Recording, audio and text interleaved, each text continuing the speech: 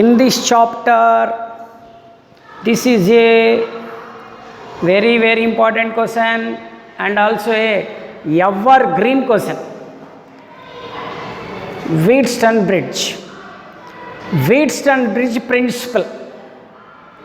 Derive the condition for the Wheatstone Bridge principle. This is a question. Derive the condition for Wheatstone Bridge principle. What is the answer? P by Q is equal to R by S. P by Q is equal to R by S. What is a P? What is a Q? What is a R? What is a S? P, Q, R, S. These four are the resistors. Now, we get from these four resistors answer as P by Q is equal to R by S. How we can get it? We get this equation with the help of Kirchhoff current law and Kirchhoff voltage law.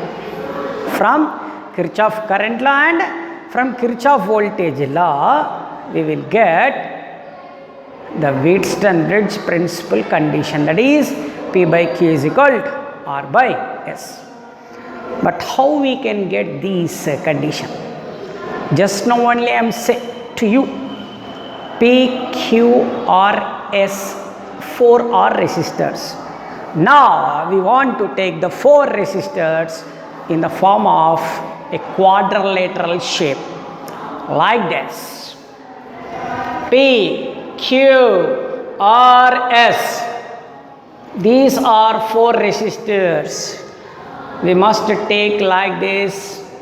P, Q, R, S are 4 resistors arranged in a quadrilateral shape. What is the shape? Quadrilateral shape. In this quadrilateral shape, we take the points A, B, C, D. Between the points A, B, we connect one battery.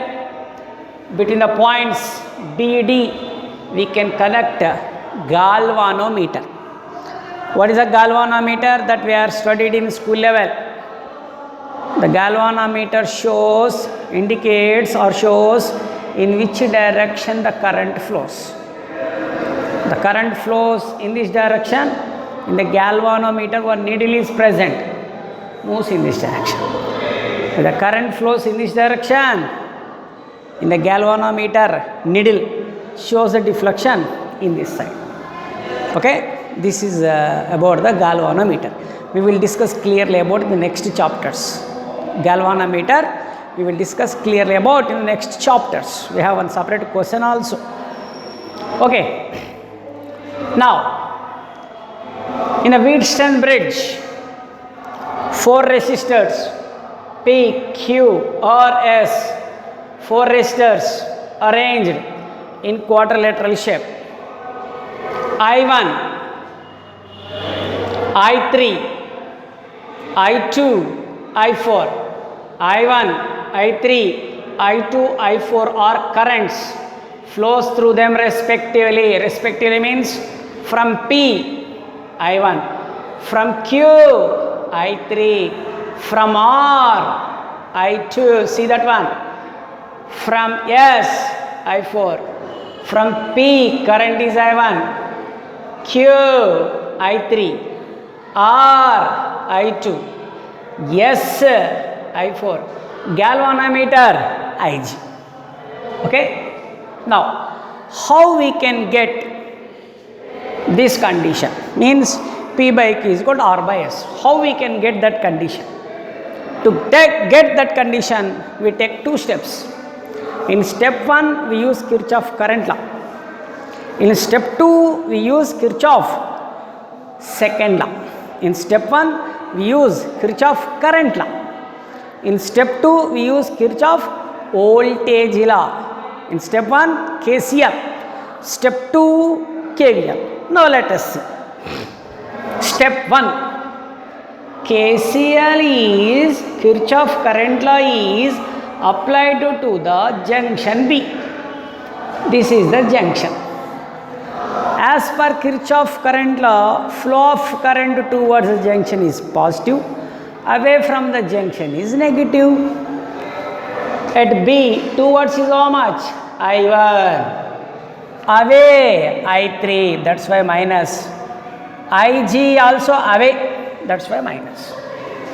At B, towards is which one? I1. Away is how much? I3 and Ig. That's why the two are taken negative. Okay. Now KCL is applied to the junction D. This is the junction D.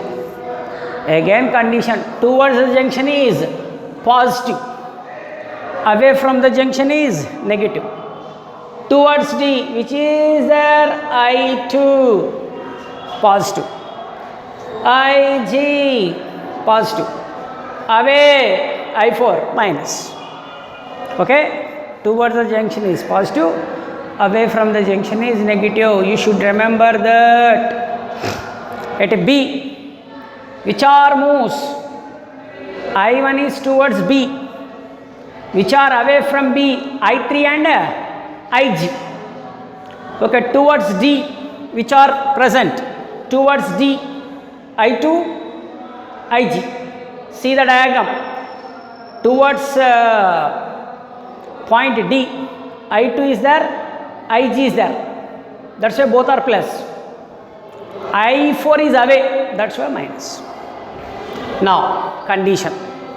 If bridge is in balance, Ig is equal to 0. Bridge is balance, Ig. What is Ig? Current through the galvanometer. Bridge is balance, the current through the galvanometer is 0. So, Ig is equal to 0. Then, substitute that here. So, I1 minus I3 is equal to 0. I1 minus I3 is equal to 0. That's why I1 is equal to I3, equation 1. Next, Ig 0. So, I2 minus I4 is equal to 0. Then I2 is equal to I4, equation 2. Okay. In step 1, we get the two equations. What are the two? I1 is equal to I3, I2 is equal to I4. In step 1, what we can get? I1 is equal to I3, I2 is equal to I4. Step 1 completed. Step 2. In step 1, which law we are used? Kirchhoff current law we are used. Law of junction we are used. Now in step 2, we use Kirchhoff voltage law. Kirchhoff voltage law, KVL. So loop we want to take. Now step 2. KVL is applied to loop A, B, D, A. What is the loop? A, B, D, A. In this one, battery is there? No. That's why 0. Now, we choose the direction A to B. Yes, current is there. That's why I1P. A to B, I1P. Then after B to D, yes, same direction, IGG. Next D to A, but we are choose this direction, but current is in this direction. That's why minus I3R. Okay, in ABDA, A to B is same direction, B to D is also current is there, but D to A is not there, A to D is there. That's why taken negative. Is it clear? Next, again Kirchhoff voltage law. Now we are applied in this side, Kirchhoff voltage law. Now let us take in this side. In this side means loop D, C, D, B. KVL is applied to loop D, C, D, B. Okay. Now battery is there in this one? No. That's why 0. Now B to C current is there? Yes. That's why I3Q. Okay, C to D current is there? Yes, but in opposite direction. That's why minus I4S. C to D current in opposite direction. That's why I4S. Next, D to B. but current in opposite direction. So what happened? Minus Ig is equal to 0. Okay? In AB,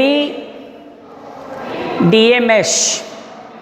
Next, in BCD, BB mesh, we use Kirchhoff voltage law. In step 2, we will get 2 loops. One is ABDA, another one is BCDB. Again, condition. If bridge is in balance, what happened? Current through the galvanometer is 0.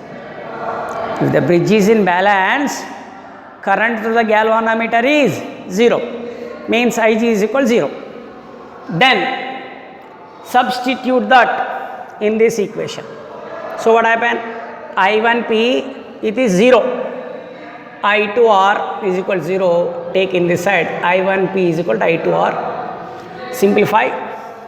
I1 by I2, R by P, equation 3. Means in step 2, we get equation 3. Next, this condition is applied here. So what happened? I3Q minus I4S, this is 0. That's why is equal to 0. You take this in this side. I3Q is equal to I4S. Now I4 taken here and Q taken here. So we get it. I3 by I4 is equal to S by Q. From 1, 2, I1 is equal to I3, IT is equal to I4. I3 is equal to I1, IT is equal to I4 is equal to S by Q. So I1 by IT is equal to S by Q. You take that is equation 4. Means from step 2, again we will get 2 equations that are taken as 3 and 4. And compare equations 3 and 4, we get the final condition for Wheatstone bridge. What is that one? P by Q is equal to R by S. See this and write properly.